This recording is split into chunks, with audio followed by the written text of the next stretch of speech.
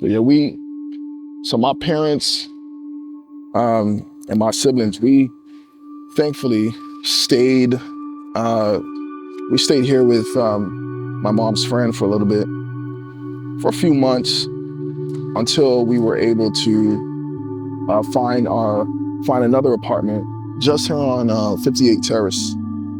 And I guess it was just on to the next one at this point. And so there was a few pivotal, I guess, moments, I guess you could say some significant moments that allowed me to remain ambitious towards my goals, even as young as I was. And that was probably just thinking about how far I'd come, And like I said, coming from Antigua and experiencing some of the traumas and the disappointments there, coming here, it was still a night and day difference. And that was extremely important for me to remember, right? It kept me out of trouble. It allowed me to remain focused, and during that time, I guess, I then, began to understand what values are and how important, things like family traditions were, and the things that I wanted that I never had. It started to become more clearer. At the time when we finally left here and we went to 58 Terrace, over here, these apartments, I remember at that point, man, because nothing had been resolved. My mom and my stepdad, we never had a conversation about what was going on, and they reserved a lot, and never really checked in, to see what my thinking was or how we felt, At this point too, my sister had gone off to Canada, and she had to go to school and went back there. Again, we didn't have the documental means for her to pursue college here.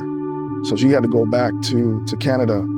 And I mean, that hurt me, because she was my biggest supporter.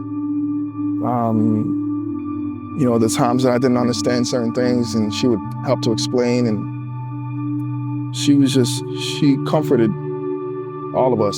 So when she left, it affected me, and I didn't realize it affected me until I moved to 58 Terrace, and I realized I was angry a lot of times. I was upset. I wasn't doing good in school. I felt like all of my friends and my peers were progressing and I wasn't, because they had the means, they had the opportunities that I didn't, at this point, I'm undocumented. So I can't get my permit, like my friends were getting their permits and their driver's license. They were getting a job, I couldn't get a job, things of that nature, and it was a lot. It started to really affect me, and I think it's because I was older now at this point. I'm a teenager. I'm 14, 15 years old. And I started to actually see the effects of everything that I've been through. All the buildup, all the traumas, all the things that I've been through, right? To go all the way back, my biological parents didn't have the most consistent relationship. So after I was born in '92, my biological father, he got deported back to Jamaica. My mom was left to be by herself to deal with a lot of things. Fast forward, after all the things that she'd been through, all the conflicts and domestics that she'd been through, she left Canada, she came to Florida. She went through the same things with my little brother's dad. And then when she had to leave Florida, this is 1995, right? Me having to see and witness all of those things, and At one point, my mom couldn't take care of us anymore, so she sent me off to live with my grandparents in Jamaica, and I was there for a couple of years before my grandmother passed. And while I was there, you know, the memories of my mom, you know, faded. I definitely didn't know my biological father, and I didn't see my mom. I didn't get to reunite with my mom until the passing of my grandmother, who I was very close with. And then after being reunited with mom, moving to the island of Antigua, my mom eventually got married to my stepfather. And so these are all the thoughts that I'm having at 58 Terrace right here.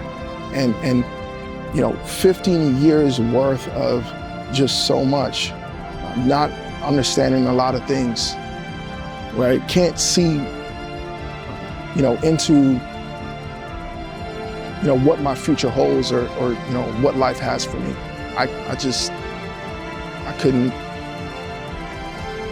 see it. I was just too angry at this point. Too many things had not been spoken about. Too many things were unresolved, and I just didn't know what the future held for me. I don't know.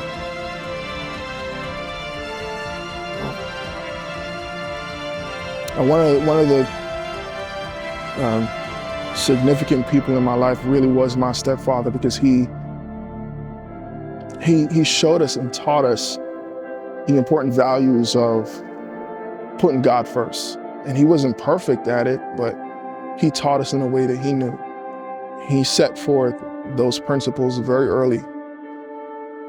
And I guess you could say during that time that, you know, that was the only dependency that I had, was just some peace, was just that, you know, God's gonna do something different for me. Has to, after everything I've been through.